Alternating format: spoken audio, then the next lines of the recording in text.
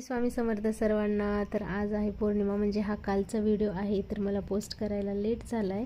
तर सकाळी सकाळी मस्त पौर्णिमेच्या दिवशी झाडामध्ये लावलेल्या मोगऱ्याला खूप छान अशी फुलं आलेली होती आणि मस्त असा त्याचा घरभर श्वास दरवळत होता। तर इकडे भाजी चपाती करून झाली आणि मध्येच लाईट गेलेली होती, त्याच्यामुळे खलबत्त्यामध्ये मला हे शेंगदाण्याचं कूट बारीक करावं लागलं।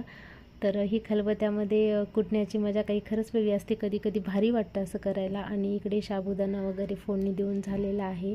तर आज पौर्णिमा आहे, बरीचशी कामं आहेत आणि आम्हाला जायचे गावी, त्यामुळे सगळं घर बऱ्यापैकी साफ करायला गेलं होतं, कारण आल्या आल्या जर आपण तसाच पसारा ठेवला तर ते खूप घाण वाटतं। त्यामुळे मी फ्रीज वगैरे पूर्ण क्लीन करून घेतलेलं आहे। तसं 8-15 दिवसाला करते, पण आता जायचे म्हणून जरा सगळं भाज्या वगैरे काढून चिरून त्या सगळ्या व्यवस्थित सेट करून ठेवलेल्या आहेत। तर इकडे मला अर्णव पण मदत करत होता, तर त्याचं पण चाललेलं की मी तुला मदत करणार वगैरे। मग त्यांनी पण बऱ्याचशा काही मला धुवून वगैरे दिले रॅक। आणि इकडे बघा, हे खूप सारा असा भाजीपाला पसारा होता, तर हे पण कट करायचं होतं। फायनली हे सर्व करण्यामध्ये 1-1.5 तास गेला आणि फायनली हे फ्रीज छान असं स्वच्छ करून झालेलं आहे। मध्येच मुलांना भूक लागली म्हणून ह्यावेळेस काही मला केक जमला नाही, फ्लॉप झालेला आहे। तरी पण त्यांनी थोडासा खाल्ला केक, पण आवडला नाही मुलांना तरी, कारण तो फिसकलाच होता। काय माहिती काय कमी जास्त झालं आहे, पण तो असा पूर्ण म्हणजे हे झाला होता मोकळा मोकळा। तर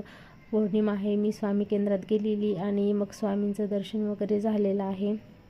तर इथे बघा तुम्ही, जे काही सुविचार म्हणजे स्वामींचे जे लावलेले आहेत ते मी पूर्ण व्हिडिओ कधीतरी तुम्हाला दाखवेन, पण आता थोडाच दाखवते, कारण प्रत्येक पोस्टरवर काही ना काहीतरी आत्मसात करण्याचंच आहे। म्हणजे प्रत्येकाने एवढे छान त्यांचे विचार लिहिलेले आहेत। तर घरी आल्यानंतर पूजा मांडणी वगैरे केली, पौर्णिमेची सत्यनारायणची पोथी वगैरे वाचून घेतली आणि संध्याकाळच्या जेवणाचा बेत होता खिचडी आणि मसाले भात। अशी थोडीशी स्पायसी केली होती, मी जास्त कधी करत नाही, मुलं खात नाहीत, पण आज म्हटलं की चला आज काहीतरी वेगळं करूया, म्हणून अशी मसालेदार बिर्याणी टाईप खिचडी वगैरे केलेली, मस्त पापड वगैरे केलेले होते। आणि आजचा जो बेत होता तो बाल्कनीजमध्ये होता। तर चला भेटूया पुढच्या व्लॉगमध्ये, आणि पुढचे व्लॉग माझे गावाकडचे असणार आहेत आणि आमच्या घरी लग्न पण आहे। तर बघायला विसरू नका, लाईक शेअर करा आणि सबस्क्राईब करायला विसरू नका।